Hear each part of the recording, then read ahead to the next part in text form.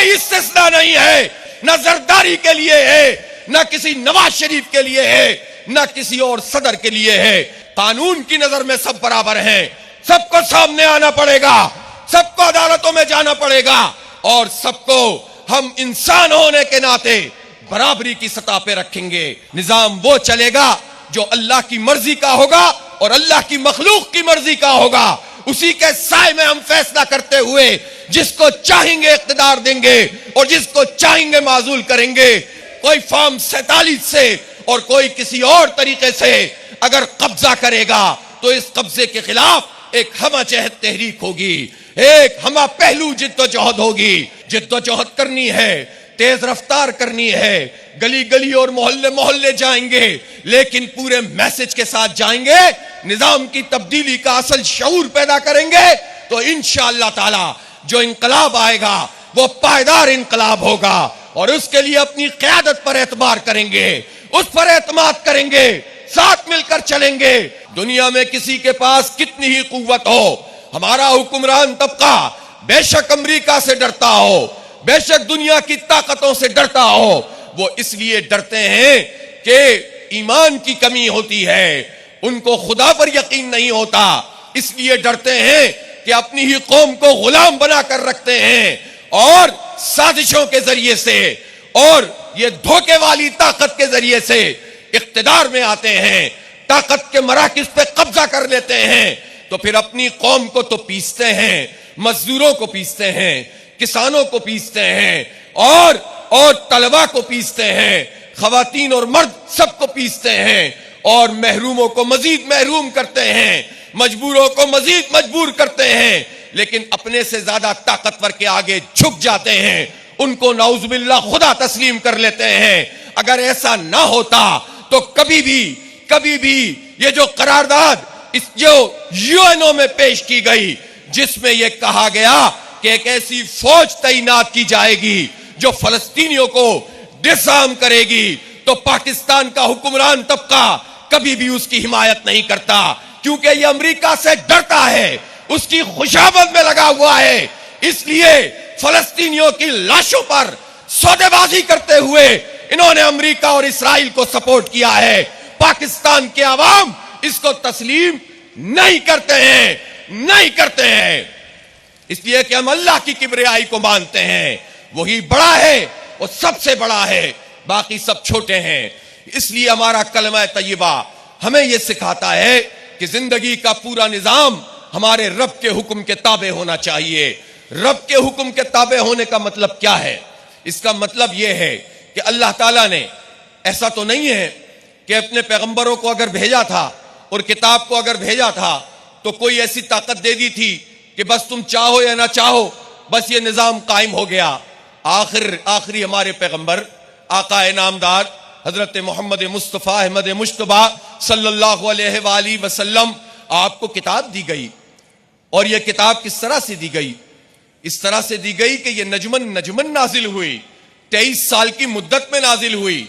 इस्लाम की तहरीक नबी पाक सल्लल्लाहु अलैहि वसल्लम की क़यादत में जिस मरहले तक आगे बढ़ रही थी, खुदा की तरफ से रहनुमाई आ रही थी, लेकिन तहरीक जारी रही।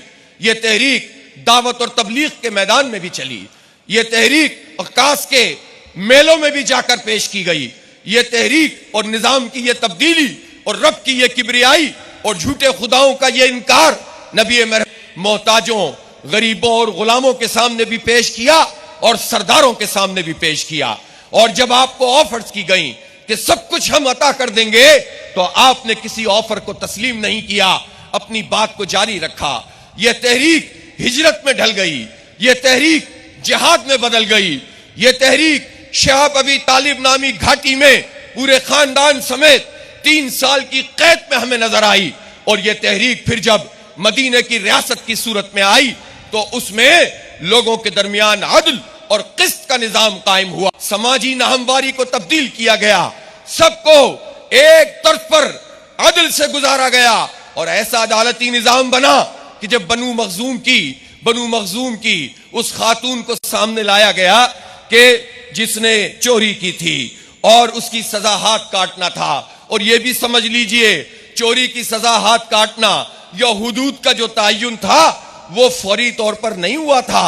पहले माशरे को हमवार किया गया था, पहले लोगों को रोजगार फराहम करने की कोशिश हुई थी, इंसाफ फराहम किया गया था, गुलामी के खात्मे की तरफ पेशरफ्त की गई थी, लोगों के दरमियान अदल कायम करने के बाद और फिर उसके बाद अल्लाह के हुक्म के ताबे होकर जब हुदूद नाफिज हुई तो जब बहुत ताकतवर कबीले की फातिमा उसके हाथ काटने की बारी आई, लोगों ने कहा बड़ा कबीला है, इसके नतीजे में इस्लाम को नुकसान हो सकता है, आपके इस अरेंजमेंट को नुकसान हो सकता है। नबी मेहरबान सल्लल्लाहु अलैहि वसल्लम ने फरमाया तुम पुरानी कौमें इसीलिए तबाह हुई कि बड़े लोग जुर्म करते थे, छोड़ दिए जाते थे, छोटे लोग जुर्म करते थे, पकड़ लिए जाते थे। खुदा की कसम फातिमा बिनते मोहम्मद भी अगर चोरी करती तो उसका भी हाथ काटा जाता। यह है अदल का निजाम और यह है रब की किबरियाई। कोई इस्तिस्ना नहीं है, न जरदारी के लिए है, न किसी नवाज शरीफ के लिए है, न किसी और सदर के लिए है। कानून की नजर में सब बराबर हैं, सबको सामने आना पड़ेगा, सबको अदालतों में जाना पड़ेगा और सबको हम इंसान होने के नाते बराबरी की सतह पे रखेंगे। इसका मतलब है रब की किबरियाई और इसका मतलब है निजाम की तब्दीली। अल्लाह ताला ने इंसानों की इज्तिमाइयत को एक ताकत फराहम की है और इंसानों की मर्जी से ही ये निजाम चलता है। इसीलिए तो हमारे सहाबा इकराम बड़े बड़े दरबारों में जाकर ये बताया करते थे कि हम उस दीन के मानने वाले हैं जो इंसानों की गुलामी से निकालकर इंसानों के रब की गुलामी के अंदर लेकर आता है। इसलिए हम उस निजाम के हामिल लोग हैं। तो बदल दो निजाम का मतलब यह है कि अब जागीरदारों का निजाम, अब सरमायादारों का निजाम, अब वडेरों का निजाम, अब सरदारों का निजाम, अब जर्नेलों का निजाम, अब ब्यूरोक्रेट्स का निजाम नहीं चलेगा। निजाम वो चलेगा जो अल्लाह की मर्जी का होगा और अल्लाह की मखलूक की मर्जी का होगा।